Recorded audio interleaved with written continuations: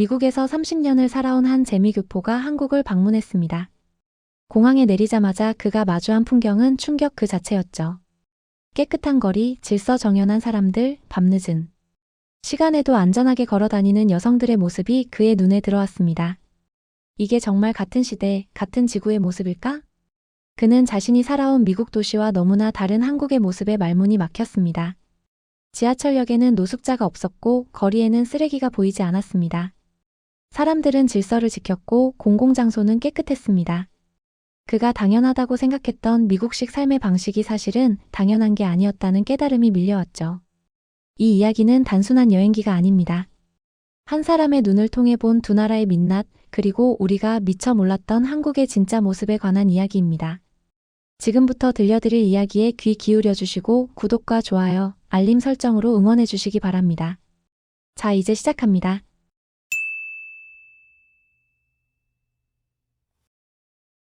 제임스 박은 로스앤젤레스에서 태어나 자랐습니다. 부모님은 80년대에 미국으로 이민을 왔고 그는 전형적인 미국식 교육을 받으며 성장했죠. 한국어보다 영어가 편했고 김치보다 햄버거가 익숙했습니다. 한국은 그에게 부모님의 고향일 뿐 자신과는 먼 나라였습니다. 그런 그가 45의 나이에 처음으로 한국 땅을 밟게 된 건 회사 업무 때문이었습니다. 글로벌 IT 기업의 중간 관리자였던 그는 서울지사와의 협업 프로젝트를 위해 2달간 한국에 머물게 되었죠. 인천공항에 도착한 그는 공항시설의 현대적인 모습에 먼저 놀랐습니다. 로스앤젤레스 국제공항과는 비교할 수 없을 정도로 깨끗하고 효율적이었습니다. 안내 표지판은 명확했고 직원들은 친절했으며 모든 시스템이 매끄럽게 작동했죠. 공항 하나는 잘 만들어놨네. 그는 가볍게 생각했습니다. 하지만 그것은 시작에 불과했습니다. 공항철도를 타고 서울로 향하는 동안 그가 본 풍경은 예상과 달랐습니다. 깨끗한 전철 내부, 질서 있게 줄을 서는 승객들, 조용히 책을 읽거나 스마트폰을 보는 사람들의 모습이 그의 눈에 들어왔습니다. 로스앤젤레스 지하철에서 흔히 볼 수 있던 노숙자도, 큰 소리로 떠드는 사람도, 바닥에 널브러진 쓰레기도 보이지 않았죠. 서울역에 도착한 제임스는 호텔로 향했습니다. 택시를 타면서 그는 운전기사와 간단한 대화를 나눴습니다. 한국어가 서툴렀지만 기사는 인내심 있게 그의 말을 들어주었습니다. 한국 처음이세요? 어디서 오셨어요? 기사의 친절한 질문에 제임스는 로스앤젤레스에서 왔다고 답했습니다. 아, 미국이요. 거기도 좋죠. 근데 서울도 살기 좋은 곳입니다. 기사의 말에는 자부심이 담겨 있었습니다.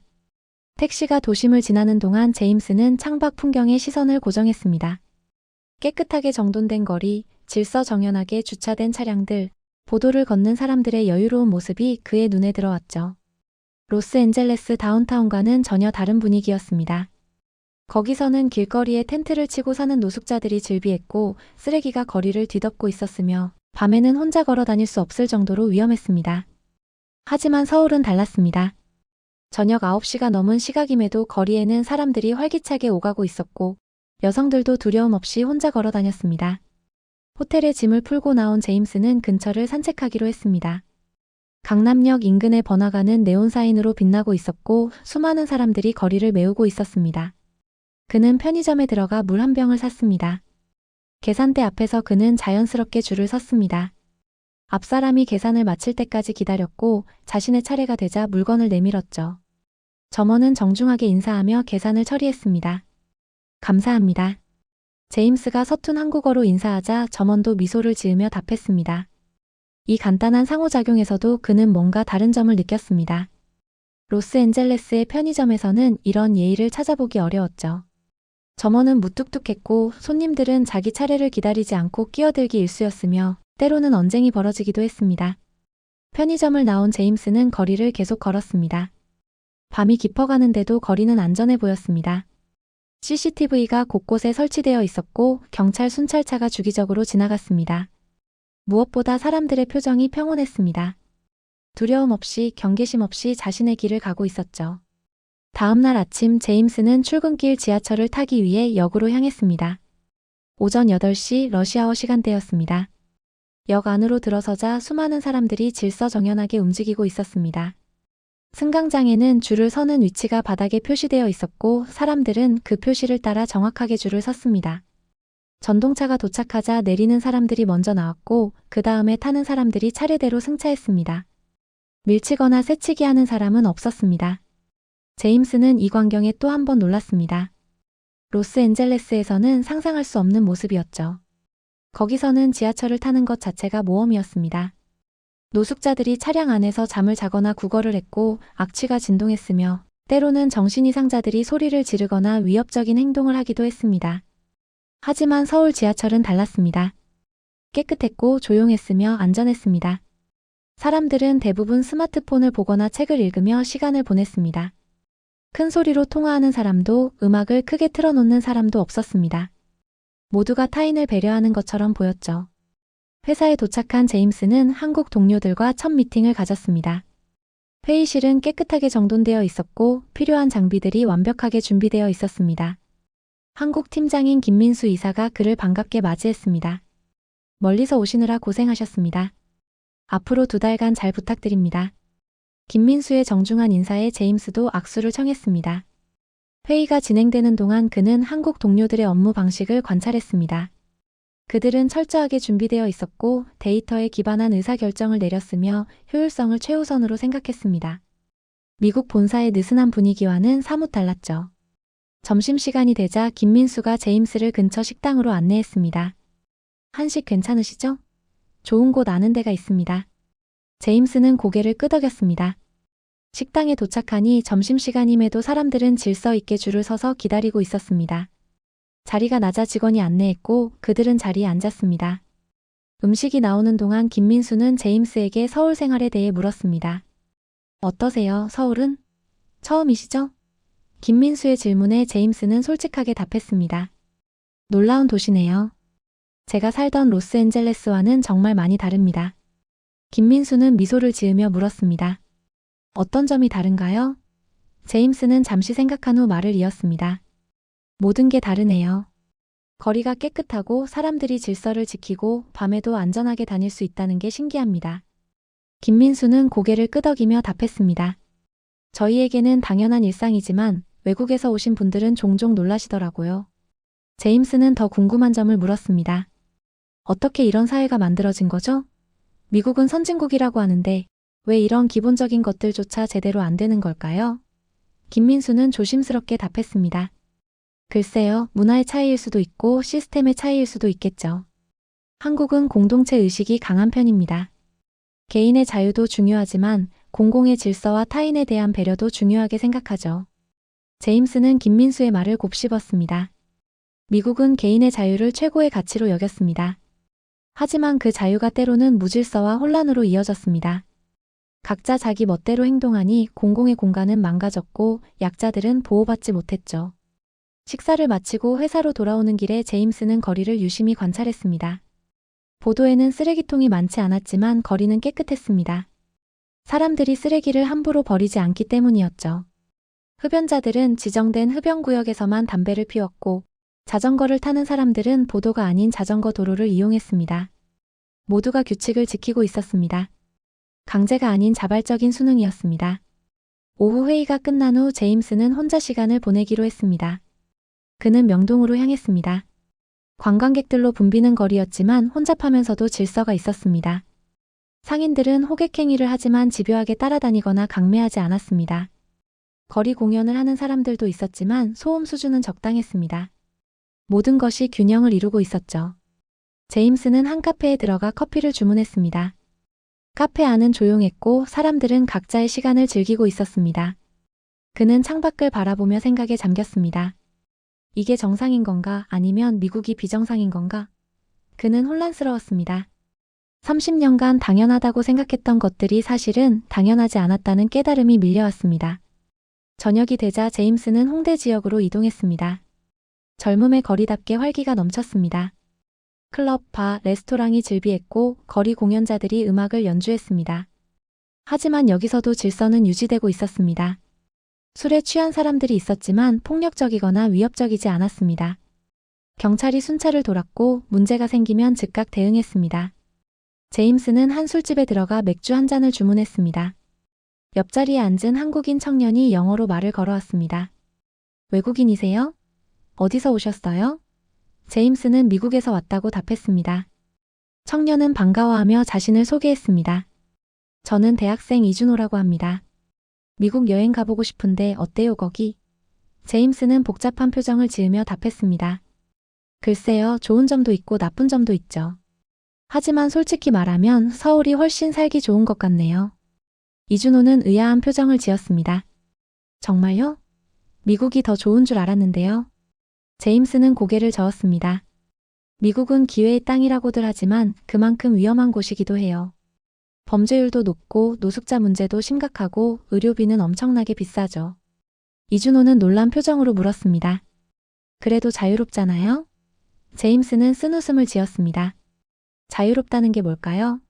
밤에 안전하게 걸어 다닐 수 없는데 병원비 걱정이 아파도 참는데 그게 진짜 자유일까요? 이준호는 제임스의 말에 고개를 끄덕였습니다. 그렇게 생각해 본 적은 없네요.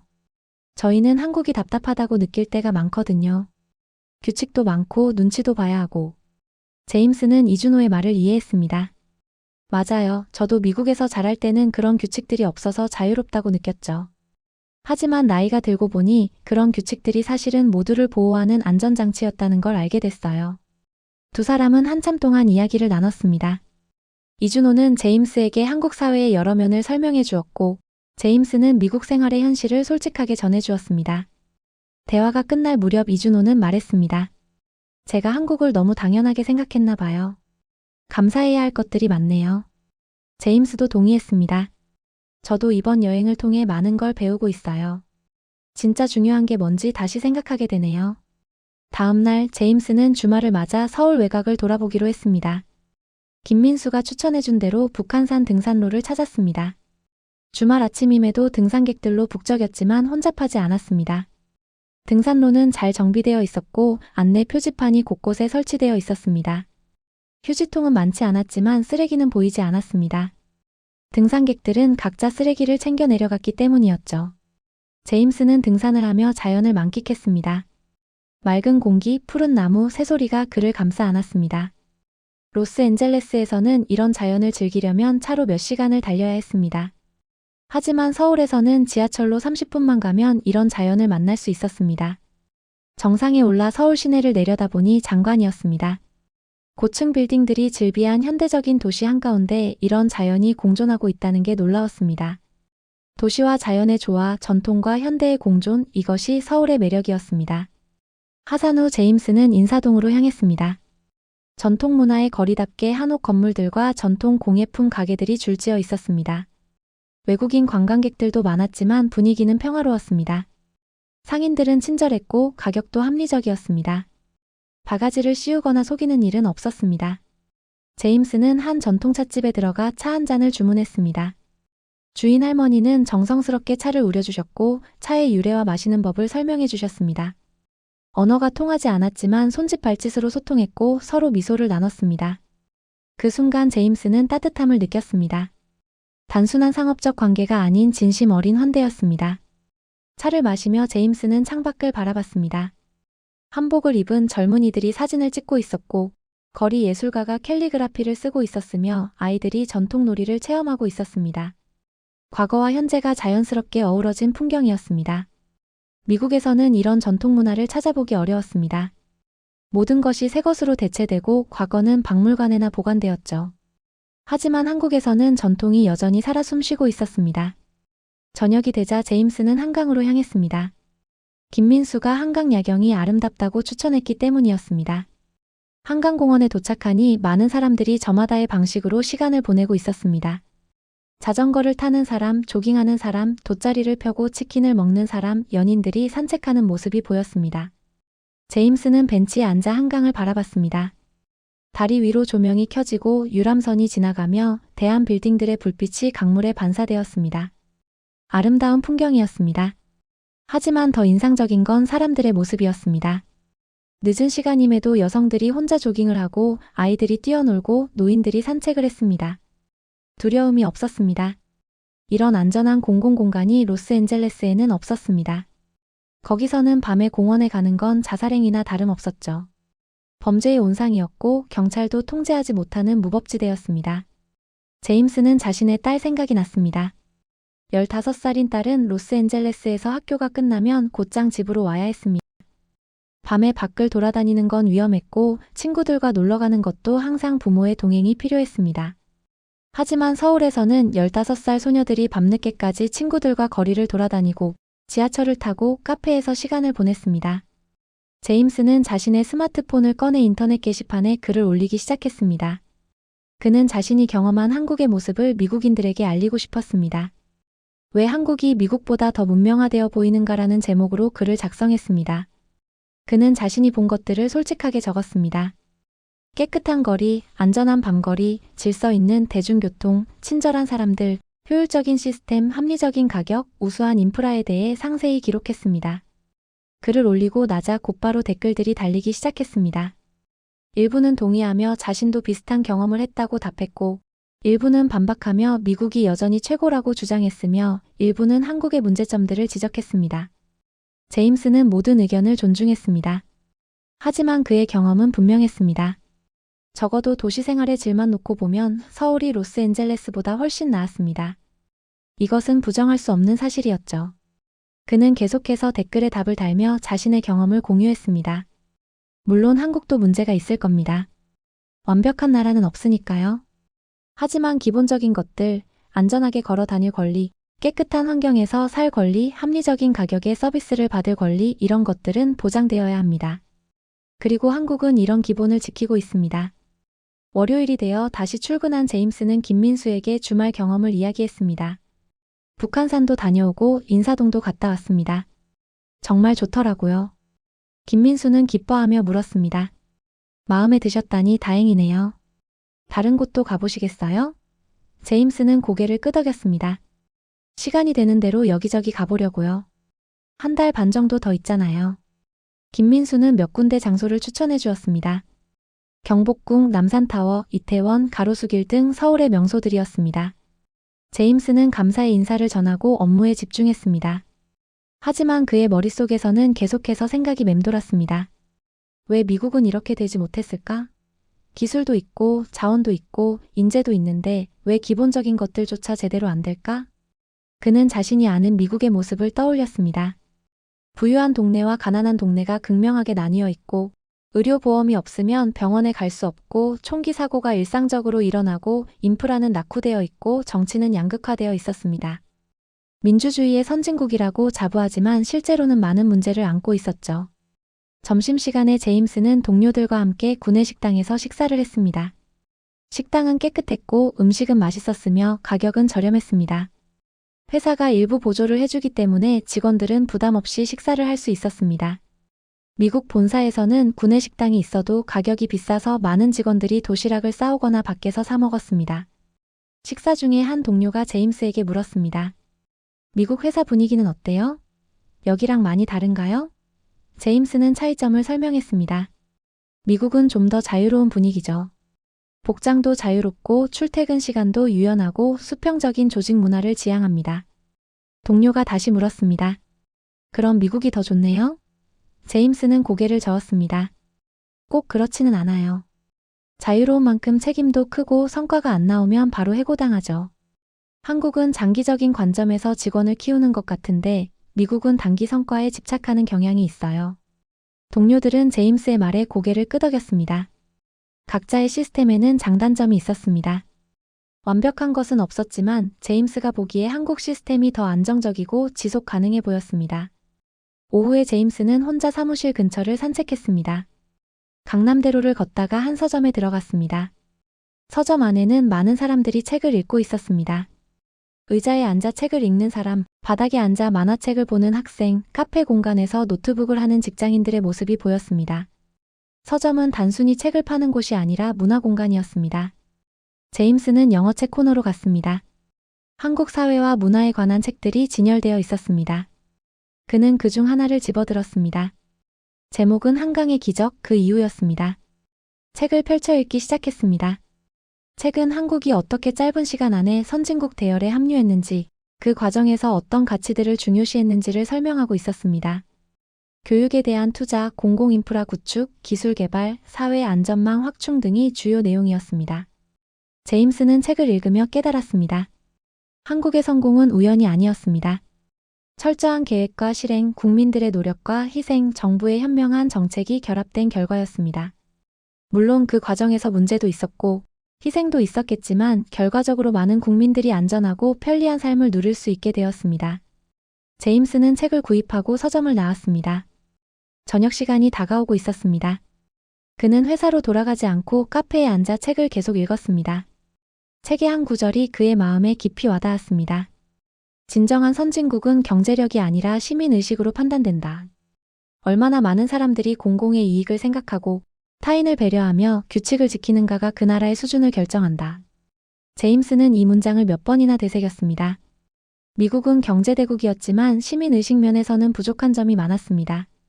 개인주의가 극단으로 치달으면서 공동체는 약해졌고 각자 도생의 논리가 지배하게 되었습니다.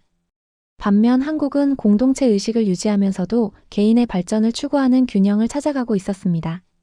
제임스는 자신의 딸 생각을 했습니다. 딸이 이런 환경에서 자란다면 얼마나 좋을까?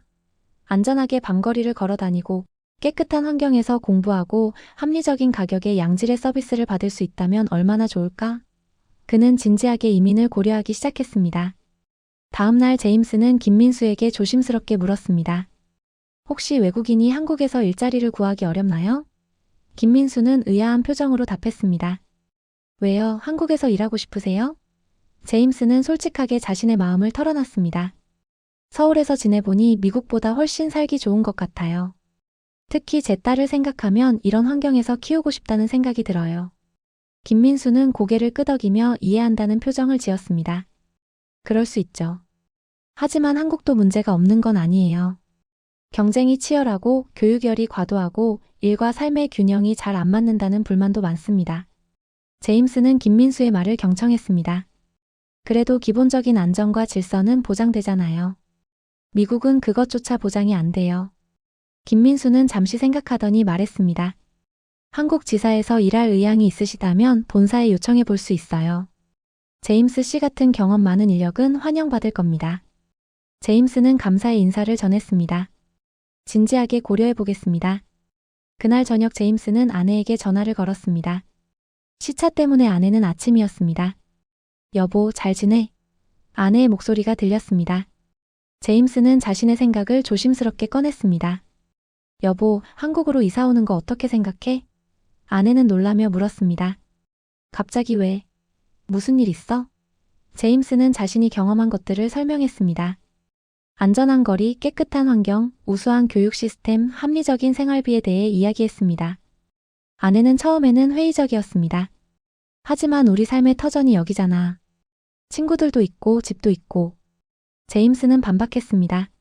하지만 우리 딸 미래를 생각해봐. 여기서는 밤에 혼자 걸어 다닐 수도 없고 총기 사고 걱정해야 하고 대학 등록금은 천문학적이고. 한국에서는 그런 걱정이 훨씬 덜해. 아내는 잠시 침묵했습니다. 그리고 말했습니다. 생각해볼게. 네가 돌아오면 같이 진지하게 상의하자.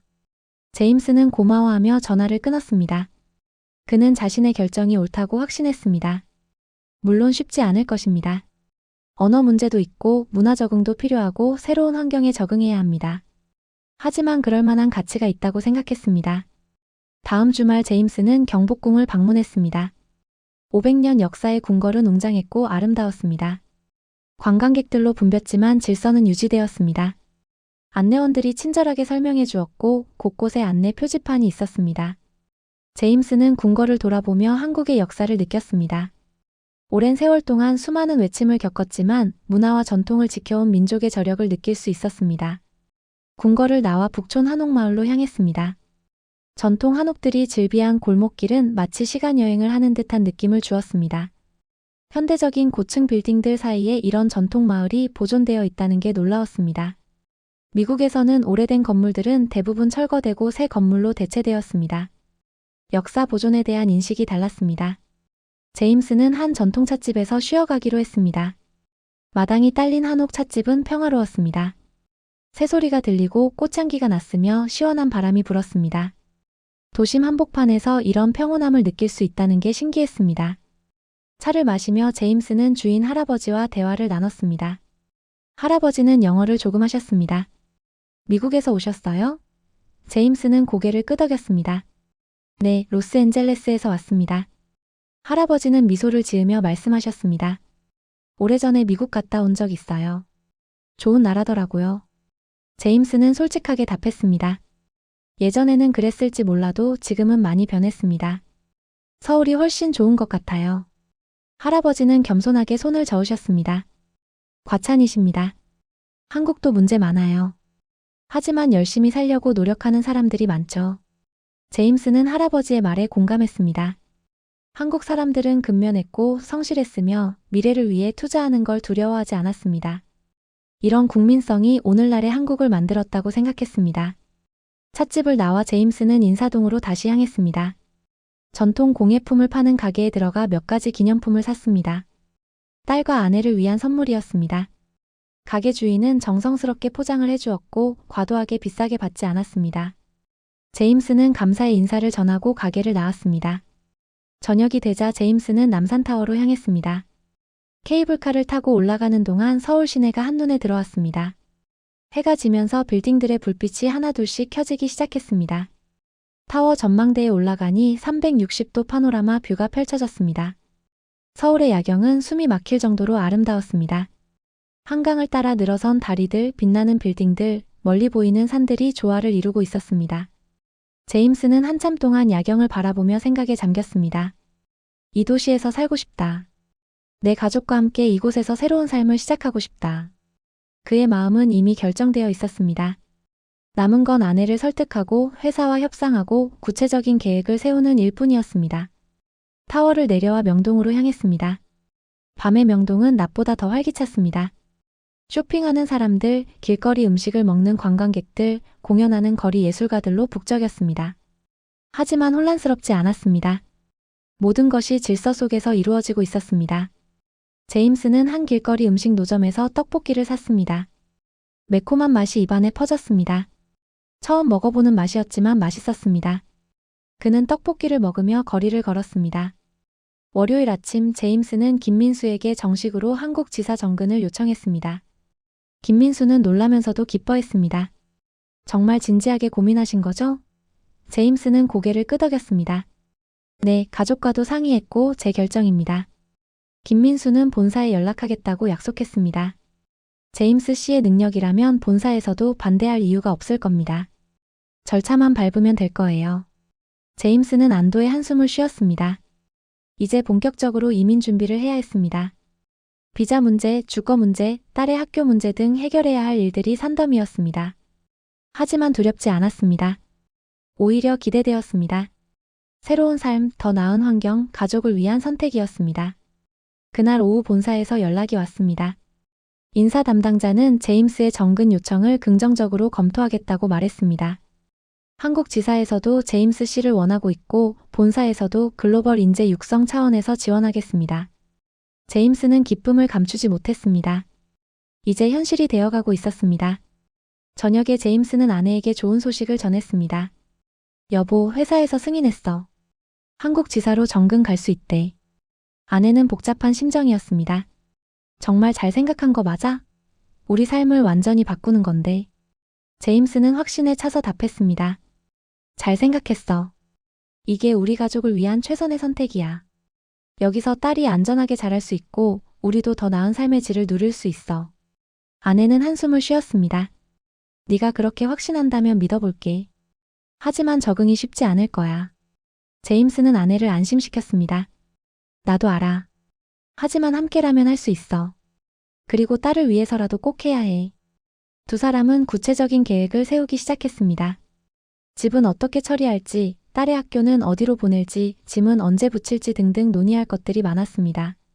하지만 방향은 정해졌습니다. 한국으로 가는 것입니다. 다음 주 제임스는 서울의 국제학교들을 방문했습니다. 딸의 교육이 가장 중요했기 때문입니다. 여러 학교를 둘러본 결과 시설도 훌륭하고 교육 프로그램도 우수했으며 안전관리도 철저했습니다. 미국의 공립학교와는 비교할 수 없었습니다. 학비는 좀 비싼 편이었지만 회사에서 일부 지원해준다고 했습니다. 제임스는 한 학교를 선택하고 입학 절차를 밟기 시작했습니다. 주거 문제도 해결해야 했습니다. 김민수가 부동산 중개인을 소개해 주었고 제임스는 강남 지역의 아파트들을 둘러봤습니다. 시설이 좋고 보안이 철저하며 교통이 편리한 곳을 찾았습니다. 가격은 로스앤젤레스와 비슷하거나 오히려 저렴했습니다. 그는 마음에 드는 아파트를 계약했습니다. 모든 것이 순조롭게 진행되고 있었습니다. 2달간의 체류 기간이 끝나가고 있었습니다. 제임스는 한국에서의 마지막 주말을 맞이했습니다. 그는 그동안 가보지 못했던 곳들을 방문했습니다. 동대문 시장, 이태원, 가로수길, 코엑스 등을 둘러봤습니다. 각 장소마다 독특한 매력이 있었고 제임스는 앞으로 이런 곳들을 자주 즐길 수 있다는 생각에 설렜습니다. 마지막 날 저녁 김민수와 한국 동료들이 제임스를 위한 송별회를 열어주었습니다. 강남의 한 한식당에서 열린 자리였습니다. 동료들은 제임스의 결정을 축하해 주었고 곧 다시 만나게 될 것을 기대한다고 말했습니다. 제임스 씨, 한국을 선택해 주셔서 감사합니다. 함께 일할 날을 기다리겠습니다. 김민수의 말에 제임스는 감동받았습니다. 저야말로 감사합니다. 여러분 덕분에 한국을 제대로 경험할 수 있었고 인생의 중요한 결정을 내릴 수 있었습니다. 식사를 마치고 2차로 간 호프집에서 동료들은 제임스에게 한국 생활의 팁들을 알려주었습니다. 어느 병원이 좋은지, 어느 마트가 저렴한지, 주말에 갈 만한 곳은 어디인지 등등 실용적인 정보들이었습니다. 제임스는 모든 것을 메모했습니다. 밤이 깊어 헤어지는 시간이 되었습니다. 제임스는 동료들과 악수를 나누며 작별 인사를 했습니다. 다시 만날 때까지 건강하세요. 곧 돌아오겠습니다. 동료들은 손을 흔들며 배웅했습니다. 다음 날 아침 제임스는 인천공항으로 향했습니다. 2달 전 처음 도착했을 때와는 완전히 다른 마음이었습니다. 그때는 낯선 나라에 대한 호기심이었다면 지금은 곧 돌아올 곳에 대한 애틋함이었습니다. 공항에서 마지막으로 한국 땅을 밟으며 제임스는 다짐했습니다. 3달 후에 가족과 함께 돌아오겠다. 그리고 이곳에서 새로운 삶을 시작하겠다. 비행기에 오른 제임스는 창밖으로 서울을 바라봤습니다. 점점 작아지는 도시를 보며 그는 미소를 지었습니다. 로스앤젤레스로 돌아가는 길이었지만 마음은 이미 서울에 있었습니다. 비행 시간 동안 그는 자신의 경험을 정리했습니다. 인터넷 게시판에 올렸던 글은 수천 개의 댓글이 달려 있었습니다. 많은 사람들이 그의 이야기에 공감했고 일부는 자신도 비슷한 경험을 했다고 말했습니다. 한국은 정말 놀라운 나라다. 짧은 시간에 이렇게 발전한 나라가 또 있을까? 그리고 그 발전이 단순히 경제적인 것이 아니라 사회 전반의 질적 향상을 동반했다는 게 더 놀랍다. 제임스는 자신의 생각을 글로 정리했습니다. 로스앤젤레스에 도착한 제임스는 곧바로 현실을 마주했습니다. 공항에서 나오자마자 노숙자들이 보였고 거리는 쓰레기로 더러웠으며 교통은 혼잡했습니다. 집으로 가는 길에 그는 한숨을 쉬었습니다. 고작 2달 만에 이렇게까지 이질감을 느끼게 될 줄은 몰랐어. 집에 도착하자 아내와 딸이 반갑게 맞이했습니다. 아빠, 보고 싶었어요. 딸이 달려와 안겼습니다. 제임스는 딸을 꼭 껴안으며 말했습니다. 나도 보고 싶었어. 그런데 너희에게 보여줄 게 많아. 우리가 갈 곳이 얼마나 멋진 곳인지 알면 깜짝 놀랄 거야. 저녁 식사를 하며 제임스는 가족들에게 한국에서의 경험을 상세히 이야기했습니다. 사진을 보여주고 동영상을 보여주고 자신이 느낀 감정을 전달했습니다. 딸은 신기해하며 질문을 쏟아냈습니다. 정말 밤에 혼자 걸어 다녀도 안전해요? 지하철에 노숙자가 없어요? 거리가 그렇게 깨끗해요? 제임스는 하나하나 답해 주었습니다. 응, 정말이야. 너도 가면 깜짝 놀랄 거야. 아내는 여전히 걱정이 많았습니다. 언어는 어떻게 해? 우리 한국어 못하잖아. 제임스는 안심시켰습니다. 영어 통하는 곳도 많고 국제학교도 있어. 그리고 우리가 배우면 돼. 딸은 금방 배울 거야. 아내는 고개를 끄덕였습니다. 친구들은? 외롭지 않을까? 제임스는 웃으며 답했습니다. 한국에도 외국인 커뮤니티가 많아. 그리고 한국 사람들도 친절해. 새로운 친구 만들 수 있어. 아내는 한숨을 쉬었습니다. 모든 걸 뒤로하고 떠나는 게 쉽지 않네. 제임스는 아내의 손을 잡았습니다. 나도 알아. 하지만 우리 딸의 미래를 위해서야. 여기서는 딸이 안전하게 자랄 수 없어. 총기 사고 걱정해야 하고, 마약 걱정해야 하고, 범죄 걱정해야 해. 한국에서는 그런 걱정이 훨씬 덜해. 아내는 마침내 동의했습니다. 알았어. 네가 그렇게 확신한다면 따를게. 우리 함께 잘해보자. 제임스는 아내를 껴안았습니다. 고마워. 후회하지 않게 할게. 다음 몇 달 동안 제임스 가족은 바쁘게 움직였습니다. 집을 팔고 짐을 정리하고 비자를 준비하고 작별 인사를 했습니다. 친구들은 놀라워했습니다. 정말 한국으로 가는 거야? 미쳤어? 제임스는 웃으며 답했습니다. 미친 게 아니야. 오히려 정신 차린 거지. 한번 와서 봐. 내 생각이 바뀔 거야. 일부 친구들은 이해했고 일부는 여전히 의아해했습니다. 하지만 제임스는 흔들리지 않았습니다. 드디어 출발일이 다가왔습니다. 공항으로 향하는 차 안에서 딸이 물었습니다. 아빠, 진짜 괜찮을까요? 제임스는 딸의 머리를 쓰다듬으며 답했습니다. 괜찮을 거야. 아니, 괜찮은 정도가 아니라 훨씬 좋을 거야. 넌 곧 알게 될 거야. 인천공항에 도착한 순간 딸의 눈이 휘둥그레졌습니다. 와, 정말 깨끗하다. 아내도 놀란 표정이었습니다. 진짜 다르네. 제임스는 미소를 지었습니다. 이제 시작일 뿐이야. 새 아파트에 짐을 푼 후 가족은 근처를 산책했습니다. 딸은 신기한 듯 주변을 둘러봤습니다. 여기 사람들 정말 친절해요. 그리고 거리가 진짜 깨끗해요. 아내도 감탄했습니다. 공기도 생각보다 좋네. 그리고 사람들이 질서 있게 움직이는 게 신기해. 제임스는 뿌듯했습니다. 그치? 내가 말했잖아. 다음 날부터 딸은 새 학교에 다니기 시작했습니다. 처음에는 낯설어했지만 곧 적응했습니다. 새로운 친구들을 사귀었고 한국어도 조금씩 배웠습니다. 아내도 한국어 수업을 듣기 시작했고 근처 외국인 커뮤니티에 가입했습니다. 제임스는 회사에서 열심히 일했습니다. 한국 동료들과의 협업은 순조로웠고 성과도 좋았습니다. 몇 달이 지나자 가족 모두 한국 생활에 완전히 적응했습니다. 어느 주말 가족이 함께 한강공원에 나들이를 갔습니다. 돗자리를 펴고 치킨을 먹으며 여유로운 시간을 보냈습니다. 딸이 말했습니다. 아빠, 이사 와서 정말 잘 됐어요. 여기가 훨씬 좋아요. 아내도 동의했습니다. 나도 처음에는 걱정했는데 지금은 정말 만족해. 여기서 사는 게 훨씬 편하고 안전해. 제임스는 두 사람을 바라보며 미소를 지었습니다. 다행이다. 나도 이 결정이 옳았다고 확신해. 해가 지고 한강의 야경이 펼쳐졌습니다. 다리 위에 조명이 켜지고 유람선이 지나가며 빌딩들의 불빛이 강물에 반사되었습니다. 아름다운 풍경이었습니다. 제임스는 생각했습니다. 여기가 우리의 새로운 집이다. 우리가 뿌리를 내릴 곳이다. 그리고 딸이 안전하게 자랄 수 있는 곳이다. 그는 만족스러웠습니다. 1년 후 제임스는 다시 인터넷 게시판에 글을 올렸습니다. 한국으로 이민 온 지 1년이 지났습니다. 후회하냐고요? 전혀요.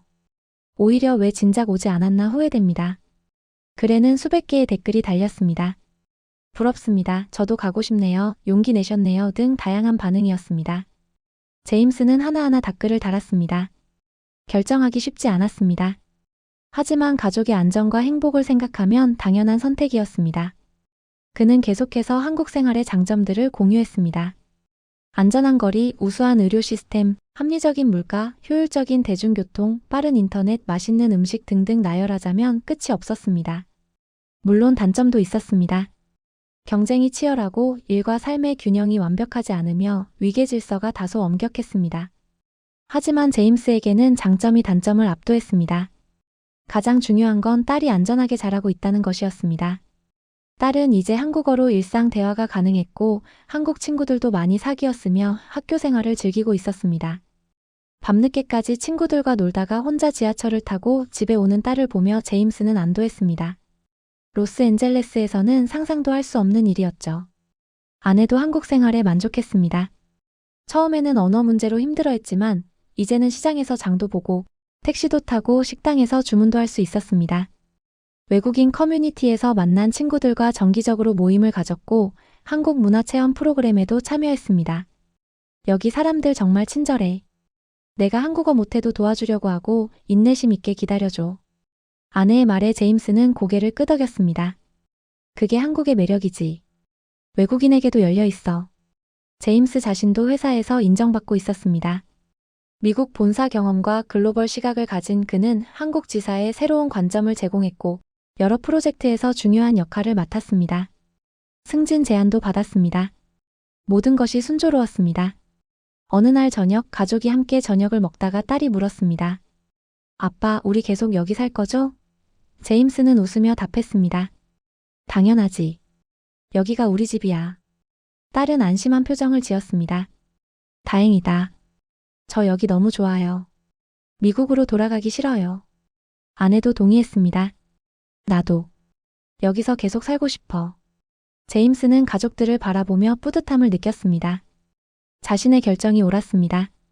용기를 내서 변화를 선택한 것이 가족 모두에게 행복을 가져다 주었습니다. 그날 밤 제임스는 창밖을 바라보았습니다. 서울의 야경이 눈에 들어왔습니다. 반짝이는 불빛들, 움직이는 차량들, 살아 숨쉬는 도시의 모습이 보였습니다. 그는 생각했습니다. 이곳이 우리의 새로운 고향이다. 여기서 우리는 안전하고 행복하며 미래를 꿈꿀 수 있다. 제임스의 이야기는 많은 사람들에게 영감을 주었습니다. 그의 게시글을 읽고 한국 방문을 결심한 사람들이 생겼고 일부는 실제로 이민을 준비하기 시작했습니다. 한국의 매력이 세계에 알려지고 있었습니다. 단순히 K-팝이나 드라마 때문이 아니라 실제 삶의 질 때문에 한국을 선택하는 사람들이 늘어나고 있었습니다. 제임스는 그런 변화의 한 부분이 된 것이 자랑스러웠습니다. 몇 년이 흐른 후 제임스는 한국 시민권을 신청했습니다. 그는 이제 완전히 한국인이 되고 싶었습니다. 절차를 밟고 시험을 보고 면접을 거쳐 마침내 시민권을 받았습니다. 그날 그는 가족과 함께 축하 파티를 열었습니다. 한국 동료들도 초대했고 외국인 친구들도 왔으며 이웃들도 함께했습니다. 한국 국민이 된 걸 환영합니다. 김민수가 축배를 들며 말했습니다. 제임스는 감동받아 눈물을 글썽였습니다. 감사합니다. 여러분 덕분에 저는 여기서 새로운 삶을 시작할 수 있었습니다. 파티가 끝난 후 제임스는 혼자 발코니에 나가 서울의 야경을 바라봤습니다. 5년 전 처음 이곳에 왔을 때가 떠올랐습니다. 그때의 놀라움, 감동, 결심이 생생했습니다. 그리고 그 결심을 실행에 옮긴 것이 자신의 인생 최고의 선택이었다고 확신했습니다. 여기가 내 집이다. 한국이 내 나라다. 그는 조용히 중얼거렸습니다. 그리고 미소를 지었습니다. 행복한 미소였습니다. 여러분, 지금까지 미국에서 30년을 살아온 재미교포 제임스 박의 이야기를 들어보셨습니다. 그는 처음 한국을 방문했을 때 충격을 받았습니다. 깨끗한 거리, 안전한 밤거리, 질서 정연한 사람들, 효율적인 시스템까지 모든 것이 그가 살아온 로스앤젤레스와는 달랐죠. 선진국이라고 배워온 미국보다 한국이 훨씬 더 살기 좋은 곳이라는 걸 깨달았습니다. 그리고 그는 용기를 냈습니다. 30년간 살아온 터전을 떠나 가족과 함께 한국으로 이민을 결심했죠. 쉽지 않은 선택이었지만 가족의 안전과 행복을 위한 최선의 선택이었습니다. 우리에게는 너무나 당연한 일상이 다른 나라 사람들에게는 부러움의 대상입니다. 밤늦게 혼자 걸어도 안전한 거리, 깨끗하게 유지되는 공공장소, 정확하게 운행되는 대중교통, 합리적인 물가, 우수한 의료 시스템까지 이 모든 것들이 얼마나 소중한지 우리는 종종 잊고 살아갑니다. 제임스의 이야기는 우리에게 묻고 있습니다. 당신이 살고 있는 이 나라가 얼마나 좋은 곳인지 아시나요? 우리가 누리는 이 안정과 편리함, 질서와 청결함이 결코 저절로 만들어진 게 아닙니다. 우리 선배 세대들의 땀과 노력, 희생이 있었기에 가능한 일이었죠. 물론 한국도 완벽하지 않습니다. 해결해야 할 문제들도 많고 개선해야 할 점들도 있습니다. 하지만 적어도 기본적인 것들, 안전하게 살 권리, 깨끗한 환경에서 살 권리, 질서 있는 사회에서 살 권리만큼은 우리 사회가 잘 지켜주고 있습니다. 여러분도 오늘 이 이야기를 통해 우리가 살고 있는 대한민국을 다시 한번 돌아보는 계기가 되셨으면 좋겠습니다. 불평하기보다는 감사하는 마음으로, 당연하게 여기기보다는 소중히 여기는 마음으로 우리의 일상을 바라보시길 바랍니다. 그리고 이런 좋은 환경을 만들고 유지하기 위해서는 우리 모두의 노력이 필요합니다. 작은 쓰레기 하나 함부로 버리지 않는 것, 공공장소에서 질서를 지키는 것, 타인을 배려하는 것, 이런 작은 실천들이 모여서 오늘날의 대한민국을 만들었습니다. 제임스처럼 용기 있는 선택을 한 사람들, 더 나은 미래를 위해 변화를 두려워하지 않는 사람들의 이야기를 마음의 소리 TV는 앞으로도 계속해서 여러분께 전해드리겠습니다. 오늘 영상이 도움이 되셨다면 구독 버튼과 좋아요 버튼을 꼭 눌러주세요. 알림 설정까지 해두시면 새로운 영상을 가장 먼저 만나보실 수 있습니다. 그리고 댓글로 여러분의 생각도 자유롭게 남겨주시면 감사하겠습니다. 마음의 소리 TV는 여러분께 감동과 영감을 드리는 채널이 되기 위해 최선을 다하겠습니다. 시청해주셔서 진심으로 감사드립니다. 여러분 모두 건강하시고 행복하세요. 감사합니다.